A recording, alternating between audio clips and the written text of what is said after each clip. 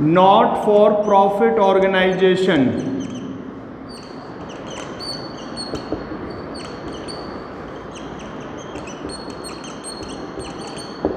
का next topic हम लेते हैं सब्सक्रिप्शन। सब्सक्रिप्शन को हिंदी में कहते हैं चंदा। क्या कहते हैं? चंदा। जब हमने बेसिक टर्म्स डिस्कस की थी उसमें भी ये टर्म आई थी। सब्सक्रिप्शन का मीनिंग क्या है? देखिए, नॉट फॉर प्रॉफिट ऑर्गेनाइजेशन में कुछ लोग मिलकर एक ऑर्गेनाइजेशन बनाते हैं, चाहे वो सोशल वेलफेयर के पर्पस के लिए बनाया जाए या अपने मेंबर्स को सर्विस देने के लिए बनाया जाए। ठीक है, तो जो भी उसके मेंबर्स होते हैं जो उस ऑर्गेनाइजेशन को बनाते हैं, वो आपस में क्या एक हम कह सकते हैं पॉलिसी बनाते हैं या रूल बनाते हैं कि भी जो भी मेंबर है वो अपने हिस्से का कुछ पैसा वो फिक्स कर लेते हैं। हर मेंबर 500 रुपये देगा, 1000 देगा, 2000 देगा, 10,000 देगा, जैसा भी हो, तो कुछ अमाउंट फिक्स कर लिया जाता है। और हर मेंबर एक पीरियड भी फिक्स कर लिया जाता है। भाई हर महीने, मंथली हो सकता है, क्वार्टरली भी हो सकता है वो पीरियड, हाफ ईयरली भी हो सकता है। भाई इतने टाइम में हर मेंबर इतना पैसा देगा और उससे फिर ऑर्गेनाइजेशन अपने काम करेगा। ठीक है, क्योंकि ऑर्गेनाइजेशन जो भी काम करेगा उसके लिए पैसा तो चाहिए होगा, तो पैसा आएगा क्या? उसका एक सोर्स होता है सब्सक्रिप्शन का।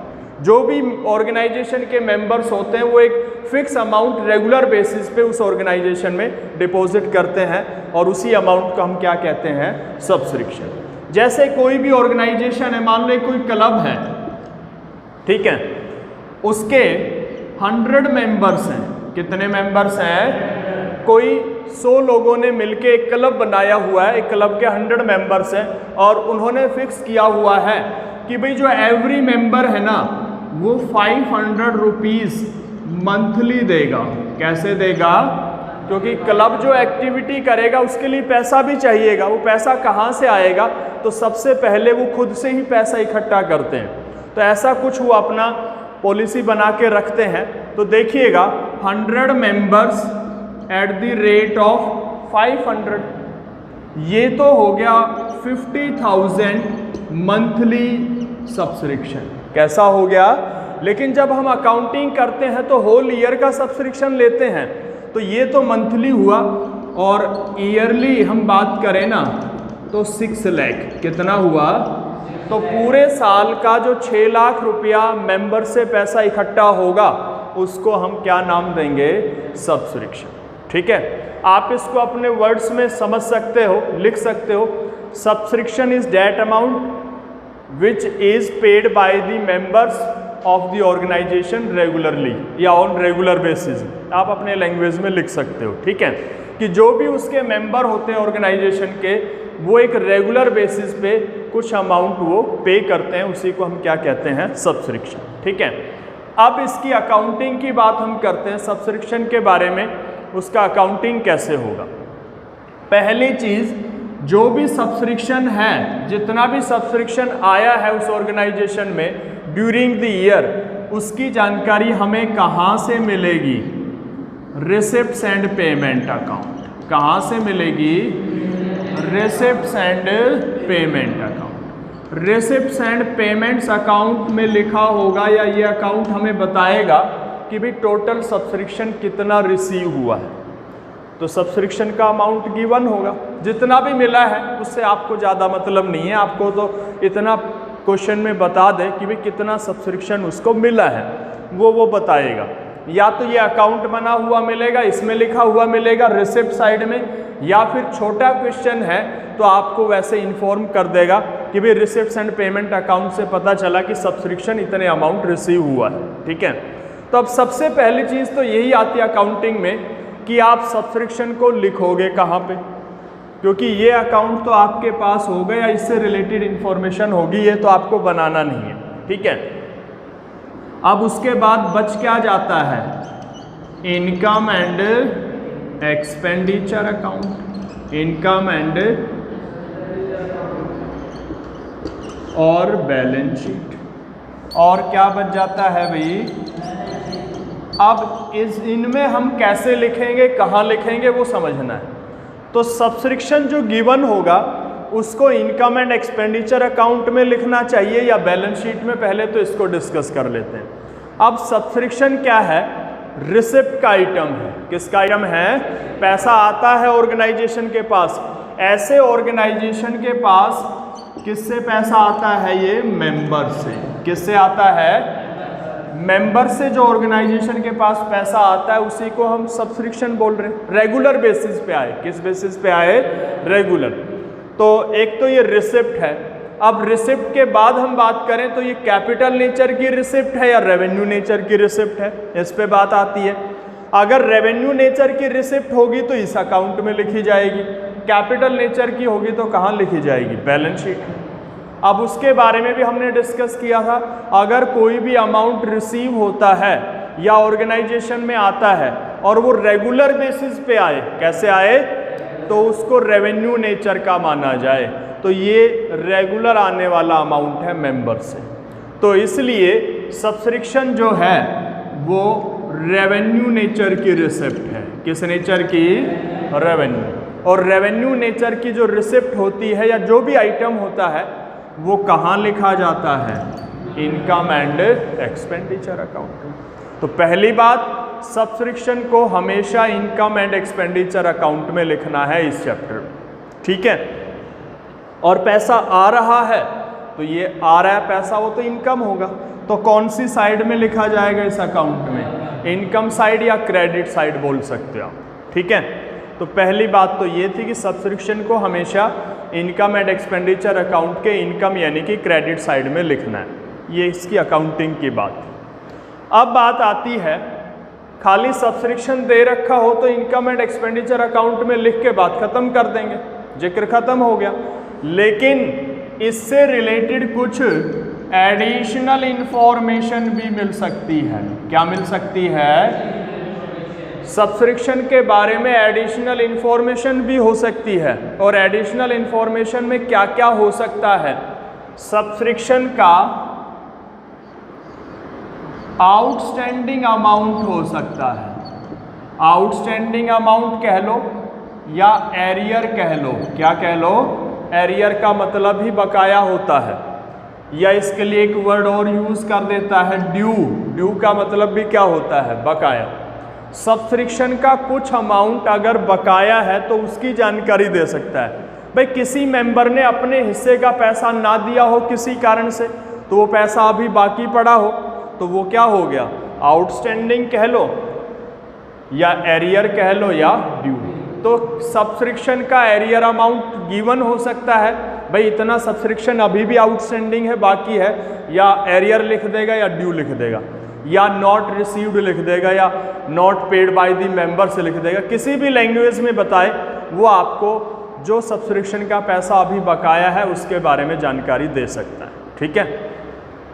Second, advance amount. सब्सक्रिप्शन का कौन सा अमाउंट दे सकता है? एडवांस। कुछ मेंबर्स ने अपना पैसा एडवांस में दे दिया हो, मान लो उनको हर महीने अपने हिस्से का सब्सक्रिप्शन देना हो, इस तरह का प्रोसेस है। किसी मेंबर ने क्या किया, भाई हर महीने देंगे, उसने 6 महीने का पहले ही एडवांस में दे दिया, ऐसा हो सकता है, ठीक है। तो सब्सक्रिप्शन की एडवांस अमाउंट दे सकता है। क्या दे सकता है? तो वही दो बातें आ गई। सब्सक्रिप्शन से रिलेटेड एडिशनल इंफॉर्मेशन में आउटस्टैंडिंग अमाउंट दे सकता है और एडवांस दे सकता है, ठीक है।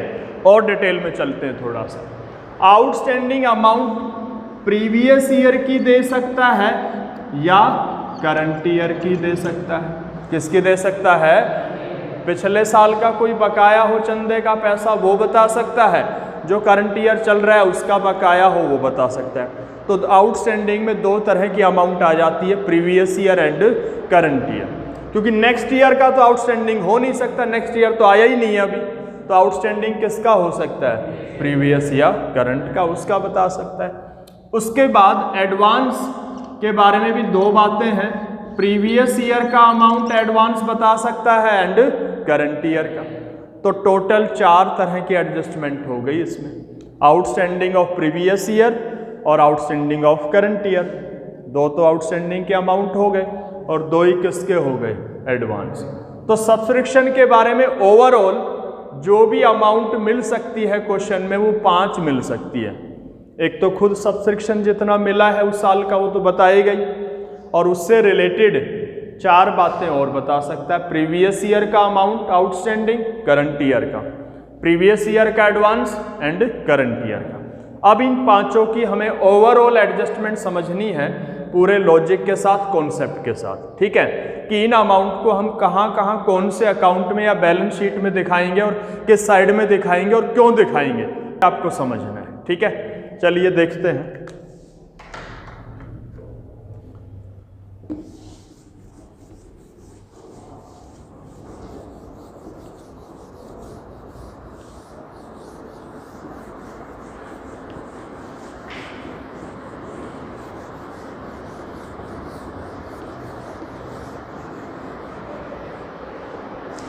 जैसे आपको मिलेगा क्वेश्चन में रिसिप्ट्स एंड पेमेंट अकाउंट, कौन सा मिलेगा भाई, रिसिप्ट्स एंड, या तो ये अकाउंट बड़े क्वेश्चन में तो बना हुआ मिलेगा, छोटे क्वेश्चन में इसके बारे में जानकारी दे देगा।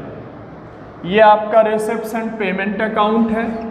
सब्सक्रिप्शन को हम समझ रहे हैं तो सब्सक्रिप्शन इस साइड में लिखा हुआ मिलेगा, जो भी अमाउंट होगा। मान लेते हैं कितना लिखा हुआ है, कितना लिखा हुआ है, 1 लाख, ठीक है। और उससे रिलेटेड एडिशनल इंफॉर्मेशन आपको और बताएगा क्वेश्चन में, उस अकाउंट के नीचे बताएगा या अलग से बताएगा।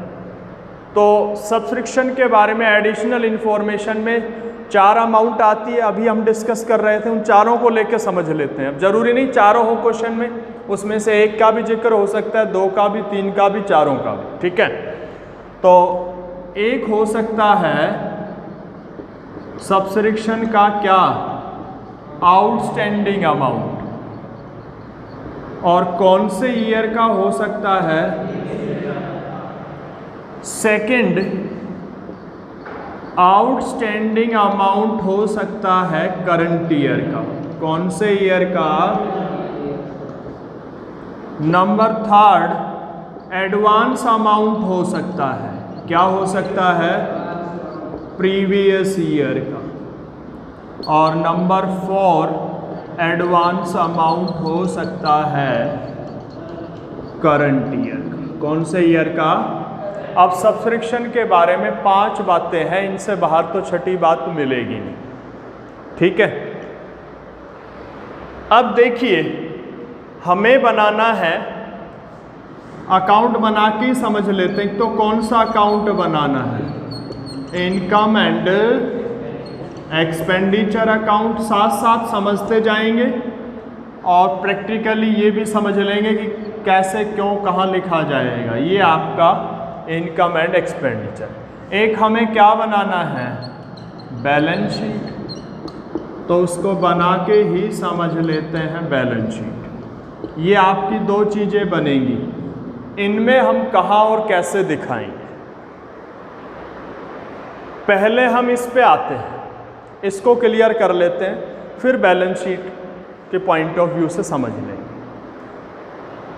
इनका अमाउंट भी लिख लो, ये 1500 है मान लेते हैं, ये 1000 है, ये 500 है, ये 700, जो भी अमाउंट गिवन हो। हमने क्वेश्चन पढ़ा, सबसे पहले पता चला कि जो सब्सक्रिप्शन का पैसा मिला ना उस साल में, वो कितना मिला है, 1 लाख। अब ये जो अमाउंट है, ये जो अमाउंट बता रहा है, मिला तो करंट ईयर में है ये, लेकिन ये सारा करंट ईयर का है या बिल्कुल ही सारा सही करंट ईयर का है, ये जरूरी नहीं है। इसमें कोई आगे पीछे का अमाउंट भी शामिल हो सकता है, या करंट ईयर का कुछ पैसा इसमें शामिल ना हो, ऐसा भी हो सकता है। इसलिए हम एडजस्टमेंट करके करंट ईयर का जो एक्चुअल अमाउंट बनता है वो हम निकाल के लिखते हैं, क्योंकि तभी तो रिजल्ट सही आएंगे। अगर आप उसी ईयर का सही अमाउंट लेके लिखोगे तो रिजल्ट सही आएंगे। अगर अमाउंट ही आपने गलत लिख दिया, वो उसमें पिछला भी पैसा शामिल कर रखा है, आगे का भी कर रखा है, तो उस ईयर के रिजल्ट थोड़ी ना सही बताएगा ये अकाउंट, ठीक है। तो इसी पर्पज से हम एडजस्टमेंट करते हैं। तो सबसे पहले सब्सक्रिप्शन का अमाउंट दे रखा है उसको लिखिए। अभी हम डिस्कस करके आए हैं सब्सक्रिप्शन का जो पैसा है वो रिसिप्ट होता है, आता है पैसा, और ये कैपिटल नेचर के रिसिप्ट में आता है, इसलिए कहाँ लिखना चाहिए, इनकम एंड एक्सपेंडिचर अकाउंट के किस साइड में, इनकम साइड यानी कि क्रेडिट साइड में, ठीक है। तो इधर लिखोगे, लिख दो भाई बाय सब्सक्रिप्शन, कितना भाई, अंदर क्यों लिखा हमने, क्योंकि हमने क्वेश्चन पढ़ा, इससे रिलेटेड कुछ एडजस्टमेंट भी है। अगर ये पॉइंट नहीं हो क्वेश्चन में तो खाली एक ही अमाउंट हो तो इसको यहाँ लिख के ख़त्म कर देते हैं, लेकिन इसके बारे में और भी जानकारी है, उनकी एडजस्टमेंट हमें करनी। तो सब्सक्रिप्शन को कहाँ दिखाना है, इनकम एंड एक्सपेंडिचर के इनकम साइड में। पहली अमाउंट की बात खत्म हुई। अब ये 4 अमाउंट जो आपको एडजस्टमेंट में मिलेगी, एडिशनल इंफॉर्मेशन में मिलेगी, उनको समझिए। सबसे पहले इस पे आते हैं, आउटस्टैंडिंग अमाउंट प्रीवियस ईयर का कितना है। ये कहना चाहता है पिछले साल चंदे का 1500 रुपये नहीं मिला, बाकी था। ऐसे जो ऑर्गेनाइजेशन होते हैं, not for profit organisation, subscription का पैसा मेंबर से मिलता है उनको। किससे मिलता है, पिछले साल किसी मेंबर ने अपने हिस्से का पैसा ना दिया हो या कुछ मेंबर ने ना दिया हो, बाकी रह गया हो, वो कितना बता दिया इसने।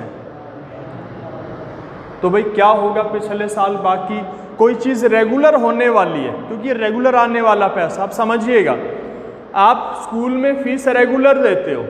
अगर किसी बच्चे ने नवंबर की फीस नहीं दी तो क्या वो हमेशा नहीं देगा फीस उसको, वो तो रेगुलर देने वाला आइटम है ना। तो नवंबर में नहीं दी तो ऐसा माना जाएगा वो दिसंबर में देगा, आएगी तो सही ना।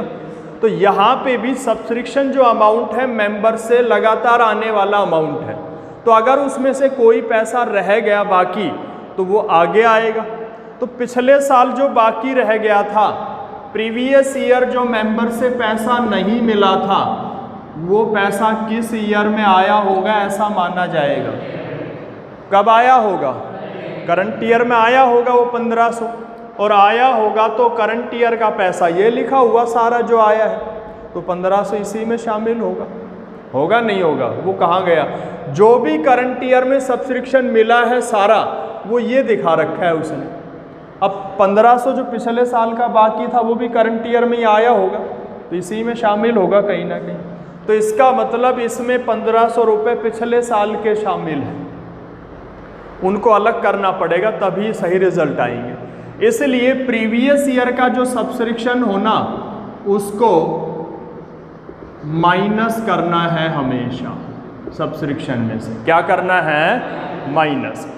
तो प्रीवियस ईयर का आउटस्टैंडिंग अमाउंट जो होता है, हम ये मान के चलते हैं कि वो करंट ईयर में आया होगा, करंट ईयर में आया होगा तो इस सब्सक्रिप्शन में शामिल होगा वो पैसा भी, और वो पिछले साल का है और हम बना रहे हैं अकाउंट करंट ईयर का, तो इसलिए उसको हम क्या कर देंगे, माइनस कर देंगे, ठीक है।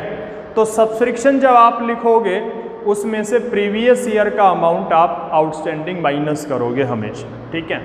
ये आप दिखाओगे 1,18,500 हो गई इसकी बात पूरी। अब आते हैं outstanding amount current year. Current year जो ईयर चल रहा है जिसकी हम अकाउंटिंग कर रहे हैं, उसका सब्सक्रिप्शन अभी नहीं मिला है, कितना नहीं मिला है, तो यानी कि बाकी है। क्या वो पैसा इसमें शामिल है, नहीं। तो वो 1000 जो मिला नहीं है तो करंट ईयर का, लेकिन इसमें शामिल नहीं है, क्योंकि इसमें तो हमने तो वो पैसा दिखा रखा है जो आ चुका है। लेकिन ये 1000 रुपीज़ जो मिले नहीं हैं, ये हैं तो करंट ईयर के। कौन से ईयर के, तो हमें अगर करंट ईयर का सही रिजल्ट चाहिए तो करंट ईयर का हर आइटम साथ लेके चलना पड़ेगा, शामिल करना पड़ेगा। इसलिए वो 1000 रुपया करंट ईयर का था, भले ही मिला नहीं है लेकिन है तो करंट ईयर का, तो इसमें शामिल होना चाहिए, यानी कि क्या होना चाहिए, ऐड करंट ईयर। तो आप इससे क्या समझोगे कि करंट ईयर का आउटस्टैंडिंग अमाउंट ऐड करना है। कोई पूछे क्यों करना है, मिला ही नहीं है, क्योंकि उसको शामिल करेंगे तभी हमारे एक्चुअल रिजल्ट आ पाएंगे। ठीक है, क्योंकि प्रॉफिट, ये इनकम एंड एक्सपेंडिचर अकाउंट जो हम बनाते हैं इसमें कैश और नॉन कैश सारे आइटम लिए जाते हैं। तो भले ही ये पैसा मिला नहीं है, कैश आया नहीं है, लेकिन है तो करंट ईयर का, तो इसलिए इसको शामिल करना जरूरी है, तभी रिजल्ट सही आएगा। ठीक है, तो प्रीवियस ईयर का आउटस्टैंडिंग हमेशा लेस होगा, करंट ईयर का क्या होगा, ऐड होगा। उसका लॉजिक आपको बता दिया क्यों ऐड और क्यों लेस करेंगे। ठीक है, अब आते हैं एडवांस पे। एडवांस अमाउंट कौन सा भाई, प्रीवियस ईयर का। प्रीवियस ईयर के एडवांस का मतलब क्या है, किसी मेंबर ने पिछले साल अपने हिस्से का कुछ पैसा एडवांस दे दिया था। तो देखिए प्रीवियस ईयर कोई पैसा देगा एडवांस, तो वो पैसा किस ईयर के लिए दिया जाएगा। किसी बच्चे ने नवंबर में एडवांस फीस दे दी, तो वो फीस दिसंबर की होगी। दी तो उसने नवंबर में है, लेकिन वो है पैसा किसका, दिसंबर का।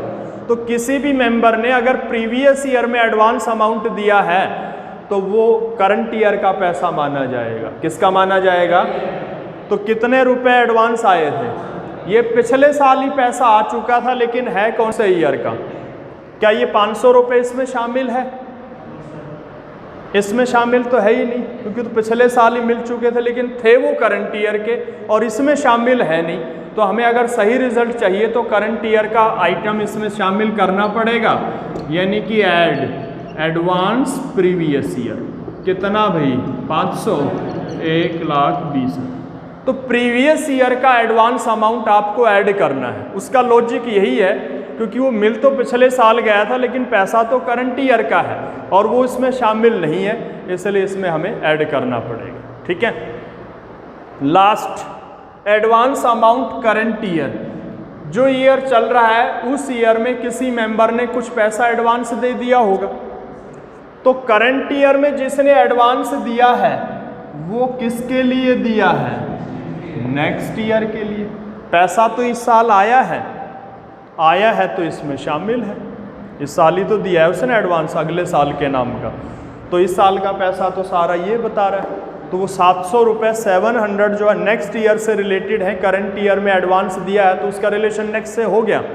वो पैसा तो इसमें शामिल है लेकिन है नेक्स्ट ईयर का, तो क्या हमें इसमें शामिल रखना चाहिए उसको, नहीं। तो इसको हम क्या कर देंगे, लेस, एडवांस करंट ईयर। तो प्रीवियस ईयर का एडवांस ऐड होगा, करंट ईयर का एडवांस क्या होगा, लेस होगा। उसका रीज़न यही है, प्रीवियस ईयर के एडवांस का मतलब वो पैसा करंट ईयर का है, करंट ईयर के एडवांस का मतलब वो पैसा नेक्स्ट ईयर का। तो इस तरह से सारी एडजस्टमेंट करने के बाद आपका अमाउंट ये आ जाएगा। जो एक्चुअल अमाउंट बनता है ना सब्सक्रिप्शन का इस साल का, वो ये बनता है और ये दिखा रखा था। तो मतलब ये हम लिख देते तो हमारा रिजल्ट जो आता वो एक्चुअल या सही या फेयर नहीं आता, इसलिए हमें एडजस्टमेंट करना पड़ता है। और एडजस्टमेंट की लॉजिक है, वही 3-4 बातें अभी हम डिस्कस कर रहे थे। एडजस्टमेंट का मतलब क्या है, प्रीवियस ईयर का कोई अमाउंट शामिल है तो उसको अलग कर दो, माइनस कर दो। कोई अमाउंट नेक्स्ट ईयर का शामिल है तो उसको अलग कर दो, माइनस कर दो। कोई अमाउंट करंट ईयर का है और शामिल नहीं है तो उसको शामिल कर लो, ऐड कर लो। यही काम एडजस्टमेंट का है। ठीक है, तो आपको समझ में आया होगा कि सब्सक्रिप्शन से रिलेटेड जो उसकी 4 एडजस्टमेंट आपको क्वेश्चन में मिल सकती है, उनमें से कौन से अमाउंट को ऐड करना है और कौन से को लेस करना है और क्यों करना है। ठीक है, इस तरह से हम सब्सक्रिप्शन का अमाउंट कैलकुलेट करके दिखाएंगे। अब वो क्वेश्चन पे डिपेंड है, ये चारों अमाउंट होती है, इनमें से एक होती है, 2 होती है, जो भी दे रखी हो उसको आप एडजस्टेड कर दो। ठीक है, अब इन्हीं पॉइंट को हम बैलेंस शीट के पॉइंट ऑफ व्यू से समझते हैं। किसके पॉइंट ऑफ व्यू से? 5 बातें हमारे सामने हैं, सब्सक्रिप्शन और उससे रिलेटेड 4 अमाउंट और है। तो एक चीज़ पहले भी हमने डिस्कस की, कोई भी आइटम अगर रिसिप्ट्स एंड पेमेंट अकाउंट का है वो अमाउंट तो एक ही जगह लिखी जाएगी बस। तो सब्सक्रिप्शन रेवेन्यू नेचर का था, यहाँ लिख दिया हमने, बात खत्म हो गई। और जो आइटम एडजस्टमेंट में गिवन होगा, किसमें गिवन होगा, उसका अकाउंटिंग मिनिमम यानी कि कम से कम 2 जगह तो होगा ही होगा। डबल इफेक्ट तो उसके शो करने ही करने पड़ेंगे। डबल इफेक्ट का मतलब इनकम एंड एक्सपेंडिचर अकाउंट में भी दिखाना है और कहाँ दिखाना है, ठीक है। तो चलिए अब बैलेंस शीट के पॉइंट ऑफ व्यू इनको हम एक जगह तो दिखा चुके हैं, इनकम एंड एक्सपेंडिचर अकाउंट में। अब बैलेंस शीट में कैसे दिखाएंगे वो समझते हैं। अब बैलेंस शीट में तो 2 बातें हैं, एसेट्स या लायबिलिटी। उनका मीनिंग आप जानते हो तो समझते हैं। एसेट्स का आइटम निकल के आएगा वो एसेट्स में लिख देंगे, लायबिलिटी का बनेगा लायबिलिटी। आउटस्टैंडिंग अमाउंट, सब्सक्रिप्शन का बकाया पैसा। सब्सक्रिप्शन जो मेंबर से पैसा मिलता है ऑर्गेनाइजेशन को, उसी को तो हम सब्सक्रिप्शन कहते हैं। अगर किसी मेंबर का पैसा बाकी रह गया, अब उसकी पॉसिबिलिटी क्या है? पॉसिबिलिटी यही है कि वो फ्यूचर में आ जाएगा, आने वाले टाइम में आ जाएगा। तो आउटस्टैंडिंग सब्सक्रिप्शन एक ऐसा आइटम है जो आने वाले टाइम में कैश देगा। क्या देगा? ये 1500 रुपये बाकी थे पिछले साल, ये पैसा करंट ईयर में आया होगा, तो ये तो कैश देने वाला आइटम हो गया। क्या देने वाला आइटम है? इससे तो कैश आएगा आने वाले टाइम में। जो आइटम फ्यूचर में कैश या बेनिफिट दे वो हमारी एसेट्स होता है। क्या होता है? आपको तो पैसा मिलेगा ना, तो वो आपकी एसेट्स बनेगा। तो आउटस्टैंडिंग अमाउंट सब्सक्रिप्शन का हमारे लिए एसेट्स होगा। अब एक कंफ्यूजन पैदा हो रही होगी, कल जो एक्सपेंसेस हमने पढ़े थे वहाँ जो आउटस्टैंडिंग था वो लायबिलिटी होता था, क्योंकि वहाँ पैसा जाने की बात थी और यहाँ पैसा आने की बात है। तो बकाया यानी कि आउटस्टैंडिंग सब्सक्रिप्शन आने वाले टाइम में पैसा आएगा हमारे पास, तो वो आइटम हमारे लिए एसेट्स होगा। क्या होगा? जहाँ से कैश या बेनिफिट आता है वो आइटम एसेट्स होता है। लेकिन ये है कौन से ईयर का? एसेट्स है तो बैलेंस शीट के एसेट्स में दिखाएंगे। अब ये जो बैलेंस शीट आपके सामने बन रही है ये तो करंट ईयर की बन रही है। किसकी बन रही है? और ये आइटम है प्रीवियस ईयर का, तो ये तो प्रीवियस ईयर की बैलेंस शीट में लिखा जाएगा। तो इसको शो करने के लिए आप एक बैलेंस शीट और बनाओगे प्रीवियस ईयर के नाम की। कौन से नाम की? वो हम इधर बना लेते हैं। ये प्रीवियस ईयर वाले को हम समझने के लिए ओपनिंग बैलेंस शीट का नाम दे देते हैं। किसका नाम दे देते हैं? Opening balance sheet. और जो करंट ईयर की है ना, उसको समझने के लिए हम क्लोजिंग बैलेंस शीट। क्या नाम दे देते हैं? डेट लिखेंगे इनकी। मैं तो आपको ओपनिंग क्लोजिंग थोड़ा समझने में आसानी हो जाए इसलिए वर्ड यूज़ कर रहा हूँ। इनकी बैलेंस शीट के साथ तो डेट लिखी जाती है, ठीक है। ये करंट ईयर के आखिरी डेट की होगी, ये प्रीवियस ईयर के आखिरी डेट। तो प्रीवियस ईयर का जो आइटम होगा उसको पिछली ही बैलेंस शीट में दिखाया जाएगा। तो प्रीवियस ईयर की जो बैलेंस शीट होगी उसके एसेट्स में दिखा देंगे आउटस्टैंडिंग सब्सक्रिप्शन कितना भाई? 1500। कितना दिखा देंगे? या और यहाँ हम पहले एडजस्ट कर ही चुके हैं, 2 जगह एडजस्टमेंट हो चुकी है, बात खत्म। अब आते हैं आउटस्टैंडिंग अमाउंट करंट ईयर का। इस साल का पैसा नहीं मिला किसी मेंबर से सब्सक्रिप्शन का, अब उस पर समझ के देखिए होगा क्या। वो आने वाले टाइम में मिलेगा तो सही ना। तो आने वाले टाइम में कैश आएगा तो वो भी हमारा आइटम एसेट्स है। क्या है? करंट ईयर का है तो करंट ईयर की एसेट साइड में लिखेंगे आउटस्टैंडिंग सब्सक्रिप्शन कितना भाई? 1000, ठीक है। प्रीवियस ईयर का outstanding subscription amount previous year की बैलेंस शीट के एसेट्स में जाएगा। करंट ईयर का आउटस्टैंडिंग करंट ईयर की एसेट्स में जाएगा बैलेंस शीट, ठीक है। तो आउटस्टैंडिंग अमाउंट जो होता है ना सब्सक्रिप्शन का, वो हमारी एसेट्स भी होता है। क्या होता है? तो इसलिए उसको बैलेंस शीट में भी दिखाएंगे। पिछले साल का है तो पिछले साल के में दिखा दो, इस साल का है तो इस साल के में दिखा दो, सिंपल सी बात है। अब आते हैं एडवांस अमाउंट। एडवांस का मतलब किसी मेंबर ने अपना सब्सक्रिप्शन का अमाउंट टाइम से पहले ही दे दिया, लेकिन ये प्रीवियस ईयर की बात हो रही है। किसी मेंबर ने प्रीवियस ईयर में ही दे दिया अपने हिस्से का सब्सक्रिप्शन, और वो था किसके लिए? अब इसको बैलेंस शीट के पॉइंट ऑफ व्यू से देखिए, आपके पास कोई इनकम पहले ही आ गई, इनकम है ना सब्सक्रिप्शन हमारी, ये टाइम से पहले हो गई, एडवांस हो गई। 11वीं में एक वर्ड हम पढ़ के आए थे इसके लिए, क्या पढ़ के आए थे? Unearned income. ठीक है, इसका मतलब क्या है? ऐसी इनकम जो कमाई नहीं है वो पहले ही रिसीव हो गई है, क्योंकि ये सब्सक्रिप्शन जो एडवांस में मिला है ये करंट ईयर के नाम का मिला है, ये कमाया हुआ तो करंट ईयर में माना जाएगा, मिल आज ही गया क्योंकि अगले साल से जुड़ा हुआ है।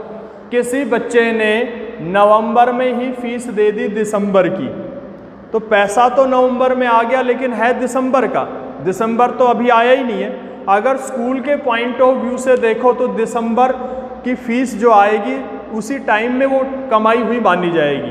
अगर वो नवंबर में मिल गई तो कमाने से पहले ही मिल गई उसको, क्योंकि उसका कमाई का टाइम तो दिसंबर है। तो ऐसे ही इस अमाउंट का रिलेशन करंट ईयर से है, ये करंट ईयर के टाइम की है तो उस टाइम की ही इनकम होगी ये, लेकिन मिल कब गई है? प्रीवियस ईयर में, तो ये तो एडवांस मिल गई है। अगर कोई भी इनकम एडवांस हो जाए तो फिर वो हमारी लाइबिलिटी बन जाती है। क्या बन जाती है? क्यों बन जाती है भाई लाइबिलिटी?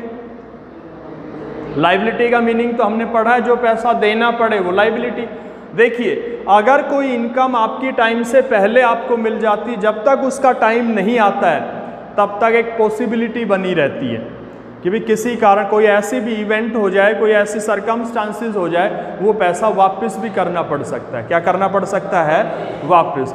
आपने किसी को पैसा एडवांस में दे दिया काम करने के लिए, दे दिया ना, अब किसी कारण से वो काम आपका नहीं कर पाया, वो पैसा आपका लौट आएगा। तो जब तक काम वो नहीं कर देगा तब तक वो पैसा एडवांस उसके लिए लाइबिलिटी रहेगा। क्या रहेगा? क्योंकि उसमें एक चांसेस हम कह सकते हैं, पॉसिबिलिटी हम कह सकते हैं, रिटर्न करने की पॉसिबिलिटी बनी रहती है। ठीक है, तो ये लाइबिलिटी हो जाएगी। क्या हो जाएगी? क्योंकि आपकी इनकम टाइम से पहले हो गई है। कोई ऐसा कारण हो जाए, मान लो जिस मेंबर ने एडवांस पैसा दे दिया था अपनी मेंबरशिप का, उसकी अभी 2 दिन बाद डेथ हो जाती है, तो वो पैसा क्या करेगा? ऑर्गेनाइजेशन रखेगा, उसके घर वालों को लौटाएगा ना। तो जब तक वो टाइम नहीं आ जाता, एक पॉसिबिलिटी होती है लौटाना पड़ सकता है। ठीक है, तो इसलिए वो लाइबिलिटी मानी जाती है। क्या मानी जाती है? लेकिन ये लाइबिलिटी कौन से ईयर की है? Previous year. तो प्रीवियस ईयर की बैलेंस शीट में दिखाओगे एडवांस सब्सक्रिप्शन 500 रुपये जो भी है। ठीक है, अब आते हैं करंट ईयर का जो एडवांस है। कौन से ईयर का? करंट ईयर में जो पैसा एडवांस आपको मिल गया वो नेक्स्ट ईयर का अमाउंट है एक्चुअल में। कब? उससे लाइबिलिटी मानकर करंट ईयर की जो बैलेंस शीट है, जिसको हम क्लोजिंग बैलेंस शीट कह सकते हैं, उसके लाइबिलिटी साइड में शो करेंगे।